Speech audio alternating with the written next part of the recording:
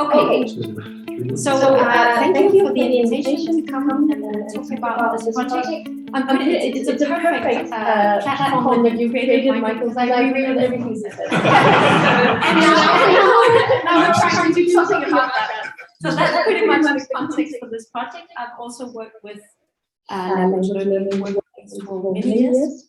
And I've been in close collaboration with several industries and companies where they hire up to 80–90% migrants with very limited Danish as a second language skills. And well, I'll begin with what I'm presenting, which is the app. I'm basically presenting a new language game that we've developed for migrants in the workplace.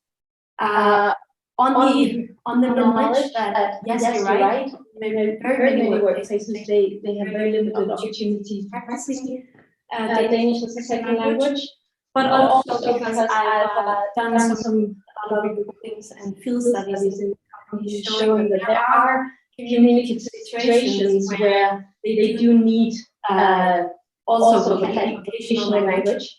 Sorry? We have a problem. There's two systems.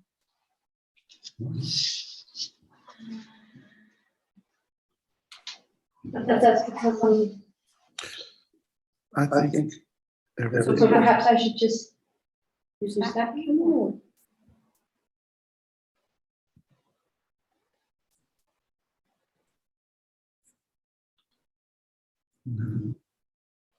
Is it because Michael's is open as well? has somebody else to Zoom open?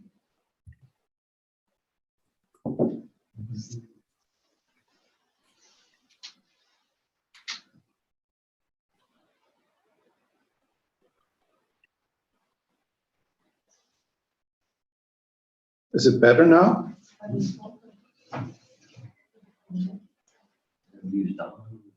Yes. Okay. That's fine. Seems to be, yes.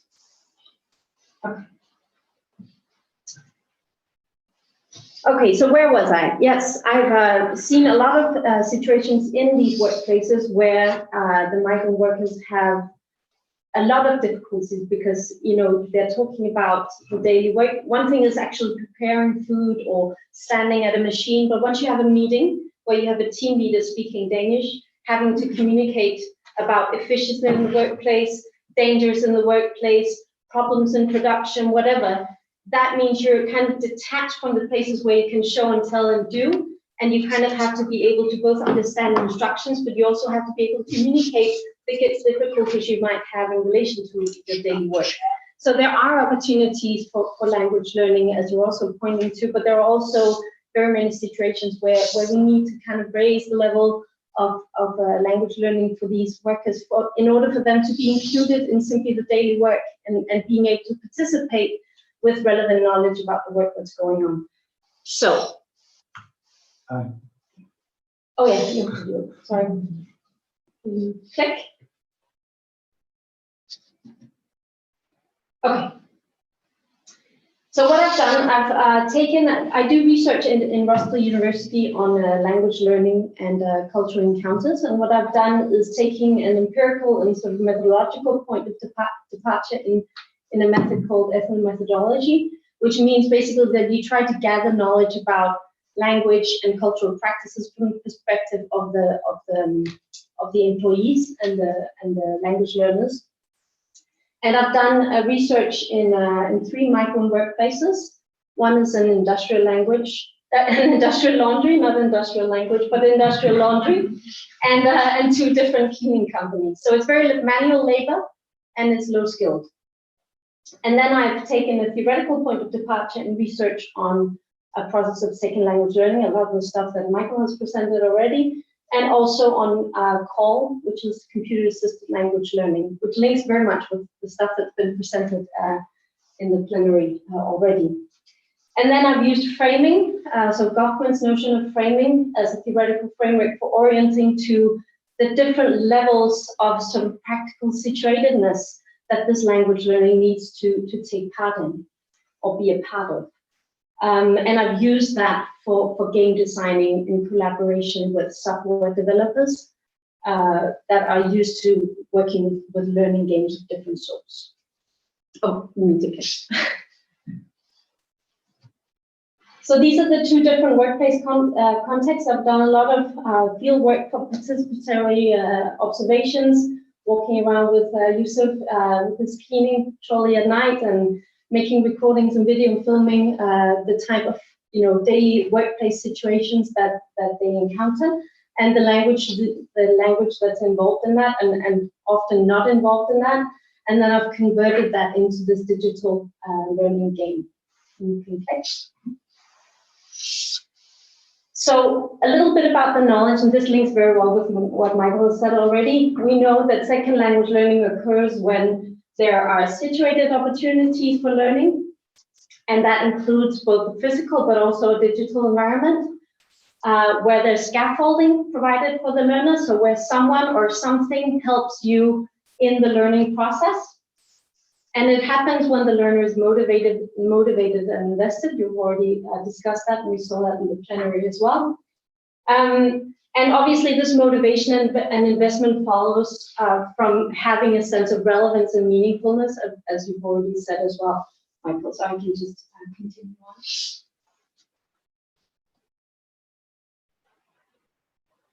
So in terms of computer-assisted language learning, there are a lot of findings as well. We know that computer-assisted or digital resources, they can be facilitating of learning because they create motivation, they create investment, and they include problem-solving activities of different kinds. They have the flexibility that we talked about in relation to also watching movies and being at home. And they provide this contextual relevance to the users, whether it's in a gaming scenario or whether it's in a cooking program or whatever. So we also know that game-based word learning is likely to be successful because it is motivating and because it's relevant to the user. So there are a lot of studies done within this field that sort of confirm that. Then we already have some games that are designed for language learning, though quite few actually, which is surprising. We have Crocodlandia, we have the game Zon, and we have a couple of more, but there are very few actually that are as such designed for language learning, which are game-based. We have things like Duolingo, obviously, and other learning platforms, but they're not game-based as such. Then we have recreational multiplayer games that also, in a sense, facilitate language learning because you can interact with the people you're gaming with. And we have, World of Warcraft, for example, or Fortnite or Second Life, that all show that these are platforms that in some ways facilitate and encourage language learning, but indirectly because they're not learning games, obviously. What we don't have are games that are built on an interactional approach where people actually go out and look at what do people do in the workplace and try to convert that into games. There's very little of that.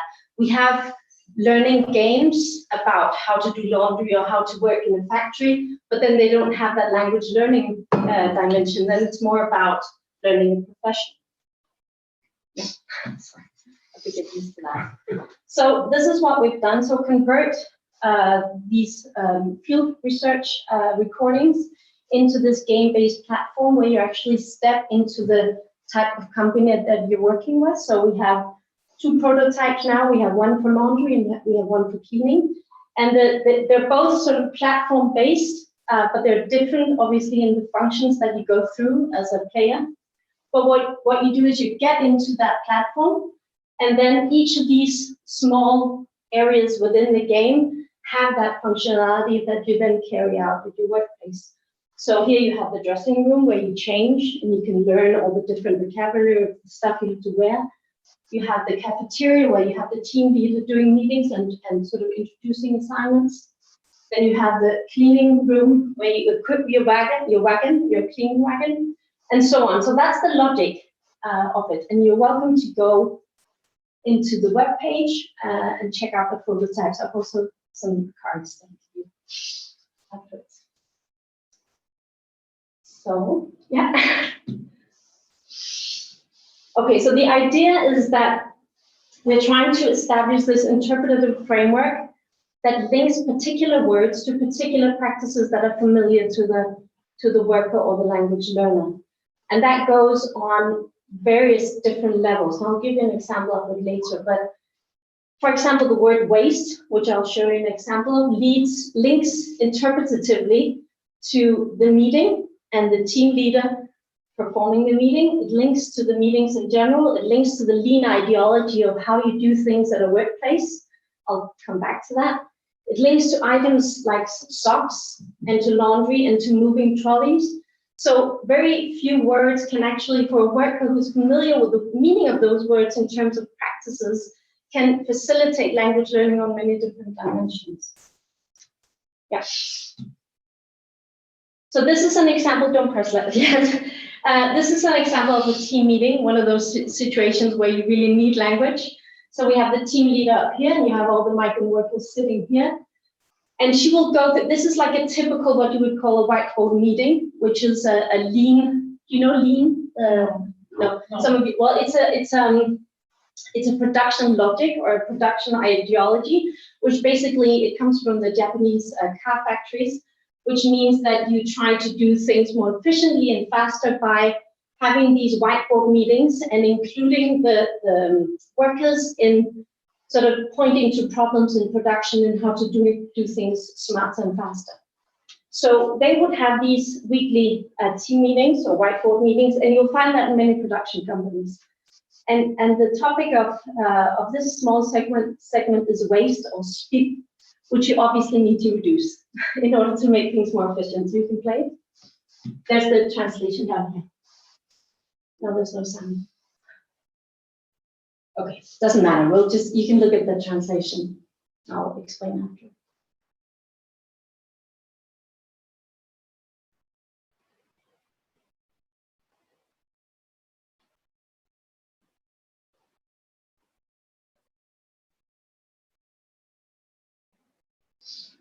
Okay, so the point of showing you this is saying, okay, so she's making an introduction, you know, she's talking about something else, and she's saying, you're very welcome to come up with some ideas of how we can do things, and maybe waste is relevant here too. And then there's a big silence. Waste, what does waste mean? Nobody understands what waste means. They probably don't understand what she's saying at all, but waste is highlighted here as something they don't understand. And you can see that by the long pause. Here's a 0.6-second pause. That's long in interaction. And then she tries to give a word explanation. Spild det, hvis du gør noget, der ikke er nødvendigt.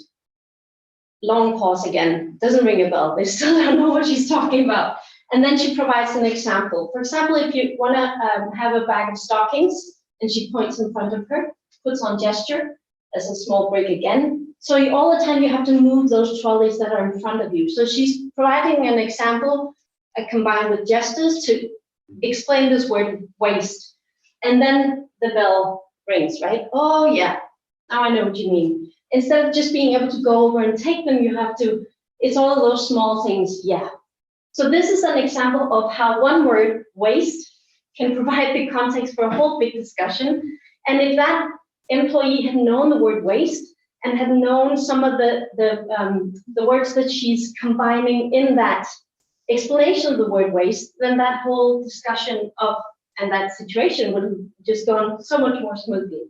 So this was kind of the onset of saying, okay, we need to do something that links all of the things that they're supposed to do work-wise with the language related to what they're supposed to do. Yeah. So yeah. So using the word framing, which is a term by Goffman, basically means that we in the game we've tried to select particular institutional features that are meaningful, relevant, and recognizable, and combining them with particular words, and then providing the scaffolding, the visual scaffolding needed for the understanding of those words. And then, you know, selecting situational fixed points such as sorting laundry. So one of the mini games would be sorting laundry because it's familiar. And as you're going into that mini game where you're sorting laundry, you can then choose words that are relevant to the learner as part of that gaming exercise. So this, I'm just trying to go through the sort of the designing steps of this.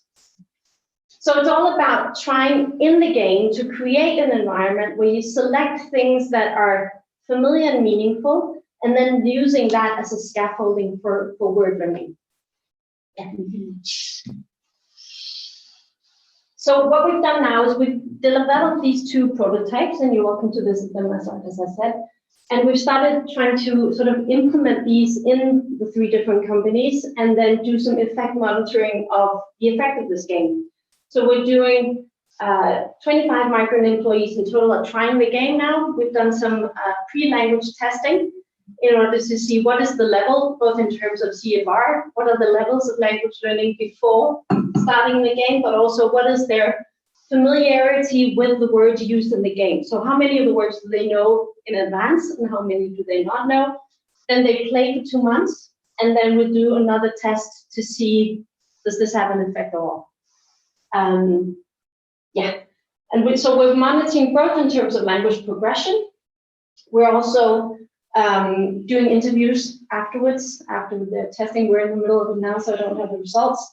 But we're doing interviews, looking at the motivations for language learning. We have the idea that for a lot of these workers, they've never gone through the language system because they just started working, and then they didn't know that they have the five years of free language lessons in Denmark, or they might have known and they didn't have the energy or the time to take them. So a lot of them have a lot of missed opportunities for formal language learning. So what we want to see is if this could perhaps provide a platform for motivating them to start their studies later on. And because I agree with Michael that obviously this is not a standalone solution, this needs to be supplemented with something else, right? But it can be a point of entry for people who are either not schooled into it. I was talking about those target groups, you know, the people that can use all the other options but need something. So this can be a point of entry. Then we're also looking at workplace integration. We're doing interviews afterwards about, you know, do they find that they can actually participate more in the daily work routines and so on, and employee satisfaction, obviously. But I'm also looking at improved communication in meetings. So I'm comparing recordings of meetings before and then recordings after to see, does this actually mean that people invite themselves in the conversations more? Does it mean that they try to use language more, and so on? And I'm unsure of whether there's going to be an effect in that, but obviously because it's not such a large-scale project yet, and the prototype is very small, but we'll see, just in case if it has an effect. So that's the idea, and that's the preliminary sort of results. Yeah, and I've done these cards with the website on the back, so you're welcome to go in and check out the prototypes and use them. Yeah, that's it. Yeah.